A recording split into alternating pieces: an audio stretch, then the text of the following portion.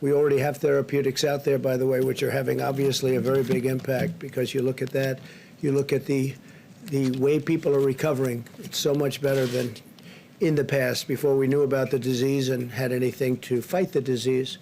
On schools, as part of our science-based approach, we want schools to safely open and stay open.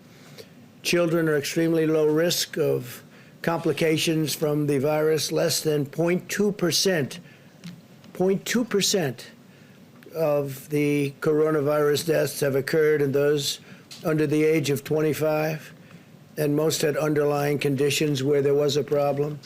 There's no substitute for in-person learning. According to a recent study, student progress in math decreased by half, and using online education compared to in-person or campus education. So online, we think of so many things online and how great it is. There's nothing like being in the classroom. That's what we've learned from this whole ordeal. According to the CDC, school closures disproportionately harm low-income and minority children, as well as those with disabilities. And I think you see some slides behind me that are very new, very current. It's also crucial for colleges and universities to stay open, and we hope that they do indeed stay open. We want to see Big Ten football. We hope it's coming back. We have a lot of the colleges that we're talking about. They want to come back. We hope that Michigan agrees. We hope that, and I know the governor will have a lot to say about it. We hope she approves it, but we have a couple that Maryland's another one. We hope the governor puts a little pressure on so that we can have it, but I have a feeling they may do it. They may do it without having everybody, but I think they're going to have maybe Michigan, maybe Maryland. We have a couple of states that might not participate, but people are working very, very hard to get Big Ten football back, and I'm pushing it.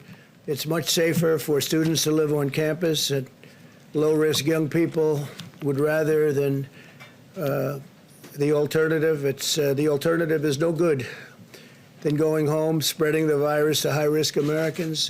They want to be on campus. They want to go back to school, and the parents want them back in school, maybe more so than they want to be back in school. And they want them back safely, and they want to go back safely, but they have to go back. Based on the recent data from more than 20 colleges, not a single student who tested positive for the virus has been hospitalized. So that's a lot of people. That's a lot of students. Not one has been hospitalized. As we continue to follow the science-based approach to protect our people and vanquish the virus, Joe Biden continues to use the pandemic for political gain. Every time I see him, he starts talking about the pandemic. He's reading it off a teleprompter. I'm not allowed to use a teleprompter. Why is that, Phil? They ask questions, and he starts reading the teleprompter. He says, move the teleprompter a little bit closer, please. I don't know. I think if I did that, I'd be in big trouble. I think that would be the story of the year.